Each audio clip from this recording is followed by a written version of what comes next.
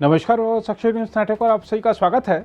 महाराष्ट्र के पालघर में एक सड़क दुर्घटना में टाटा सन्स के पूर्व चेयरमैन साइरस मिस्त्री की मौत ने सड़क सुरक्षा के मुद्दों जैसे कि तेज रफ्तार पर नजर रखने, पीछे बैठे यात्रियों के लिए सीट बेल्ट पहनना और सड़क की असंगत बनावट पर बहस तेज कर दी है।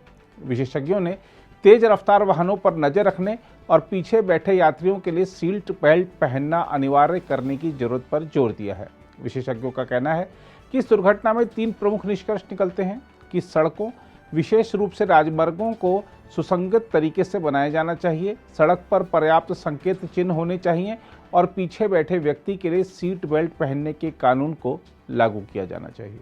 हम आपको बता दें कि अंतर्राष्ट्रीय सड़क महासंघ के अनुसार दुनिया भर में होने वाली सड़क दुर्घटनाओं में 11% से अधिक हादसे भारत में होते हैं, जिनमें हर दिन 426 लोगों की जान जाती है और हर घंटे 18 लोग मारे जाते हैं।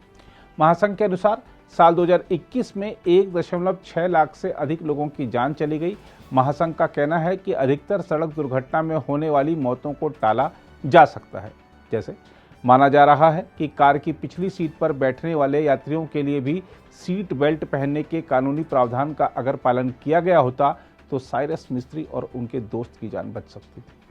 ऐसा लगता है कि इस जानलेवा हादसे का एक बड़ा कारण दोनों यात्रियों का सीट बेल्ट पहनना ना रहा। माना जा रहा है कि सीट बेल्ट नहीं पहनने से जब उनकी तेज रफ्तार कार डिवाइडर से टकराई तो पीछे बैठे दोनों यात्री उछलकर अगले हिस्से की तरफ टकरा गए होंगे। हालांकि कानूनी तौर पर पिछली सीट पर बैठने वाले यात्रियों के लिए सीट बेल्ट न पहनने पर 1000 रुपये का जुर्माना लगाने का प्रावधान किया गया है।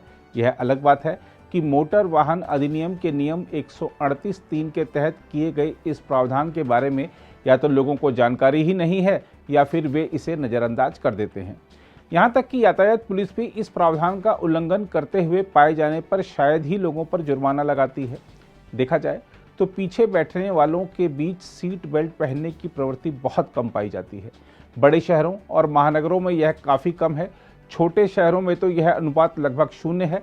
सड़क दुर्घटनाओं में होने वाली मौतों में कमी लाने के लिए सरकार वाहनों में सुरक्षा प्रावधानों को सख्त करने की कोशिश में हालांकि लगी हुई है। अब सरकार वाहन विनिर्माताओं के लिए कम से कम 6 एयरबैग देना जरूरी करने का प्रावधान भी करना चाहती है। माना जा रहा है कि 8 यात्रियों वाले वाहनों में 6 एयरबैग का प्रावधान अक्टूबर से लागू किया भी जा सकता है। उल्लेखनीय है कि एयरबैग किसी भी वाहन में लगा एक प्रतिरोधक सुरक्षा उपकरण होता है जो हादसे के समय अचानक खुल जाता है और यात्रियों को सीधी टक्कर से बचा लेता है।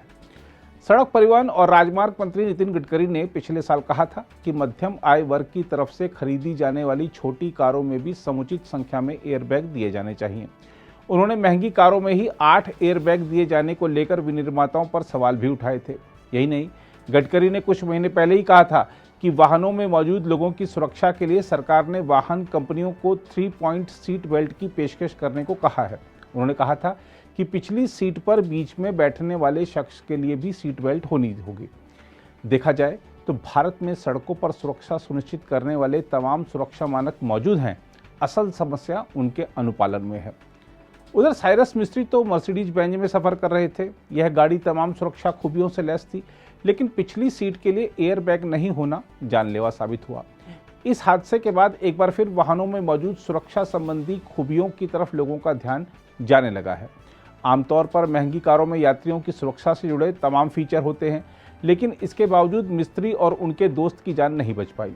दुर्घटनाग्रस्त हुई मर्सिडीज GLC 220D कार भी 7 एयरबैग से लैस थी, लेकिन उसमें एक भी एयरबैग ऐसा नहीं था जो पिछली सीट पर बैठने वाले लोगों को सामने से सुरक्षा दे सके।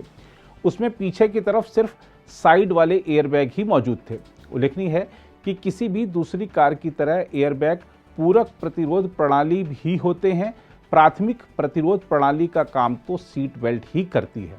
हम आपको बता दें कि मर्सिडीज के इस मॉडल का नवीनतम संस्करण 68 लाख रुपए की कीमत में आता है। इसमें एक प्री सेफ सिस्टम मौजूद है जिसमें आगे की सीट बेल्ट किसी खतरे की स्थिति में इलेक्ट्रॉनिक ढंग से सक्रिय हो सकती है।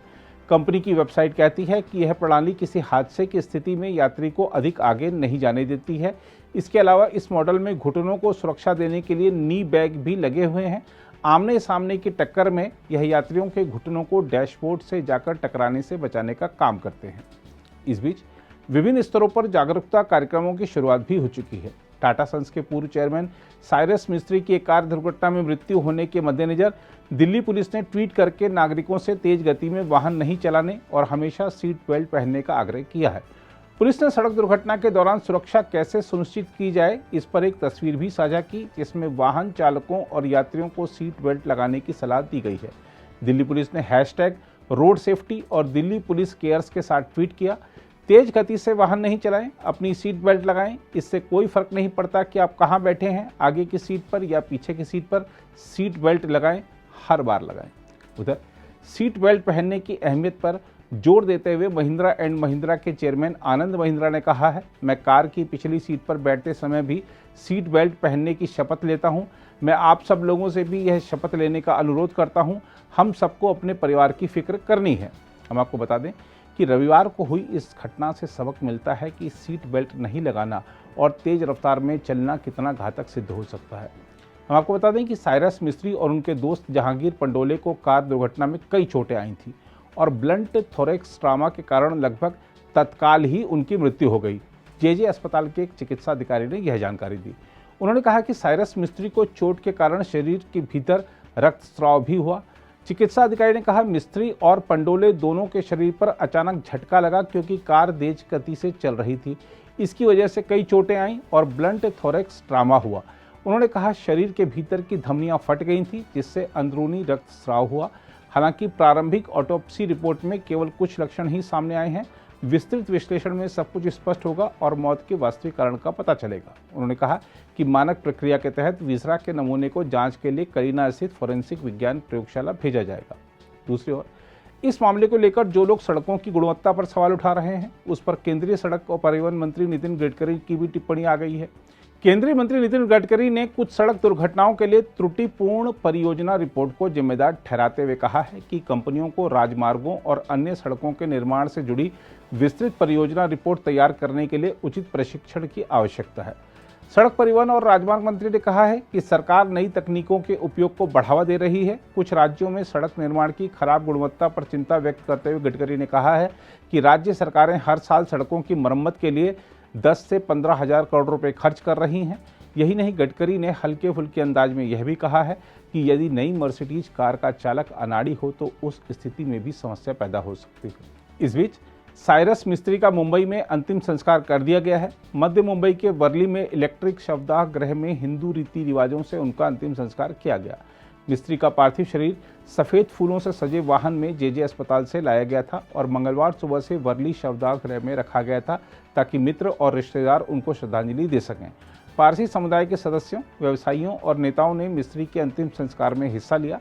साइरस मिस्त्री के बड़े भाई शाहपुर मिस्त्री, ससुर और वरिष्ठ वकील इकबाल छागला, उद्योगपति अनिल अंबानी और अजीत गुलाबचंद तथा राष्ट्रवादी कांग्रेस पार्टी की सांसद सुप्रिया सुले इस मौके पर उपस्थित थी।